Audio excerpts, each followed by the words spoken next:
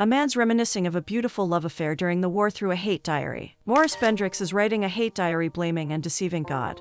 But his belief changes at the very end of the diary. On a cold and rainy night, as Morris is taking a walk, he comes across an old friend, Henry Miles. Morris sees that Henry isn't well and decides to take him home. They arrive at Henry's house and Morris tells him that he can trust him. Henry opens up to him and explains that he's worried about his wife and is suspicious that she's not being faithful. This intrigues Morris and he asks Henry whether he plans on getting to the bottom of it. Henry reveals that he had found information about a private detective who could spy on Sarah, but didn't want to be the jealous husband. Morris suggests going instead of him. There's no shame in pretending to be a jealous lover rather than being a jealous husband. Henry doesn't like the idea after all and tells him to forget about it. As they're having a chat, they hear someone's steps in the house. Morris recognizes the steps as Sarah's. They meet at the stairs they once shared a passionate moment. Morris says hello to Sarah and heads out. She is left in shock as she hasn't seen him in 2 years. Morris gets home and continues to write in his diary. He reminisces to the first time he met the couple. They met at a party in the summer of 1939 in London. They were drinking a South African sherry because of the war in Spain. He describes Sarah as a restless woman. Morris explains that he finds himself at such party because of Henry. He was writing about a character that works in a ministry and need to research Henry. Morris is left with Sarah to chat and after some time they go to the balcony. As they were discussing, their chemistry was evident. One of Morris's books had been made into a movie.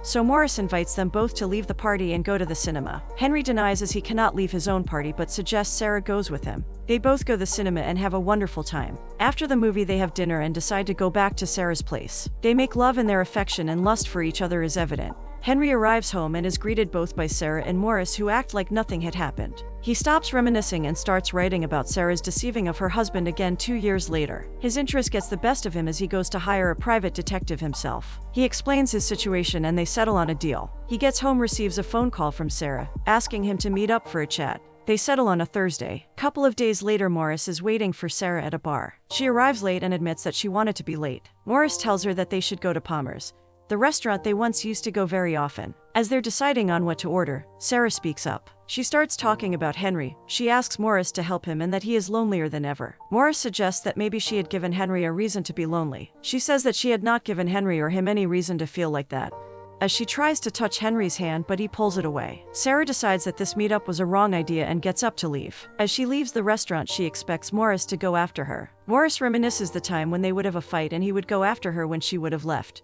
But that wasn't the case this time around. He reminisces the time when they would make sweet love as the war is happening. Many explosives shaking their house, but nothing was able to shake their love for each other. One day, as Morris is shaving, someone knocks on his door. A gentleman comes in and introduces himself as Parkes and says that he is Mr. Savage's man. He reveals that he had some information about Sarah's mystery man. Parkes ends up telling Morris about the dinner he and Sarah had. Morris reveals that he is the man but tells Parkes to continue with the investigation. Morris Bendrix is a jealous man. He looks back on all the moments where he let his jealousy get the best of him. Moments where he would admit that he is jealous of Sarah's stocking because it kisses her whole leg. Jealous of her shoes because they take her away from him. She would reassure him by making love, but the sad thing is that he still wouldn't believe her. Parkes comes to Morris and tells him that his son sneaked into Sarah's house and stole her diary. As the boy is searching Sarah's room, Sarah arrives home. The boy hides but sees Sarah with a man he doesn't recognize. The man goes to close the door, but before he is able to do that, the boy sees Sarah starting to undress. The boy manages to sneak a look into the book of appointments and find out that Sarah has an appointment with that man later on in the afternoon. He follows her and falls asleep waiting on her. Sarah sees the boy sleeping on the side and thinks he's homeless.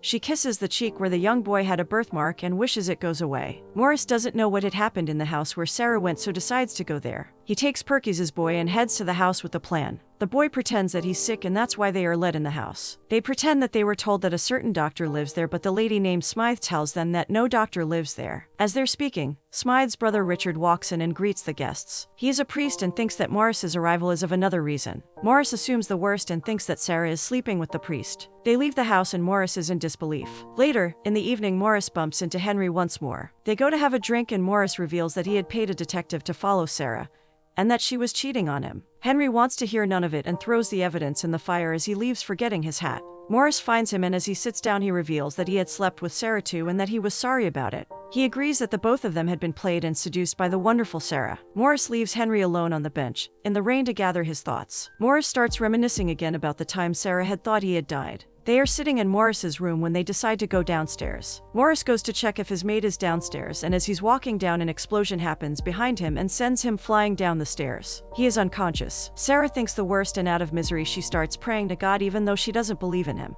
Morris wakes up and goes back to his room where he sees Sarah praying and looks at her confused. This is the last time Sarah and Morris spent some time together, as she believed that he was dead. She says her last goodbye to him by telling him that she loves him even when she isn't with him. After some time, Perkys comes to Morris again. He gives him Sarah's diary that he stole from her room. He was able to do that because there was a party in Sarah's house. Morris starts reading the diary and realizes that the diary was about him. In the diary, Sarah expresses the love she has for Morris but is tired of the need to reassure him. She says that she has never loved anyone like that and that she will always love him. After the explosion, she realized that they cannot be together. That's why she had left him and went to travel with Henry. That's when she started to believe in God, and Morris's almost death had made her believe that there is a miracle. She comes back to London after the war is over. The only thing on her mind is Morris. She writes about the time that she met him at the stairs, the night when Morris and Henry bumped into each other after 2 years. She writes about the call and the invite to talk. She wanted to tell him that she hadn't stopped thinking about him, and that she still loves him, but she couldn't. She also writes about the boy she had encountered after the doctor's visit, and how she kisses his cheek and wished the birthmark would go away. That boy was Perkys' boy. The last thing she writes is her doctor's appointment and her visit to the priest. Morris realizes that Sarah isn't seeing anyone and that she only loves him. Morris runs to Sarah's and tries to catch her as she runs away from him. She goes to a church and Morris follows. He sits next to her and she reveals that she had made 2 promises in her life. One was to never leave Henry and the other one is to never go back to Morris. She says that she is too weak to keep both. Morris and Sarah make up and make love in Morris's house. They are awakened by a ring on the door. Morris looks from the window and sees that Henry is at the door. Sarah says that she is too weak to confront Henry and that they should go somewhere far. They end up going to Brighton, where they have a lot of fun doing lots of activities. Sarah doesn't feel good, so they go back to the hotel. As they're walking, Morris notices Perkys taking pictures of them. He makes sure Sarah is good before going to speak to Perkys. Perkys reveals that he had been hired by Henry to discover where Sarah had gone to. They have a chat and Morris helps Perkys gather evidence so the divorce can be realized. Morris and Sarah go have dinner where they see Henry standing opposite of them. Morris goes to talk to Henry and Henry reveals that Sarah's doctor had called to say that Sarah's dying,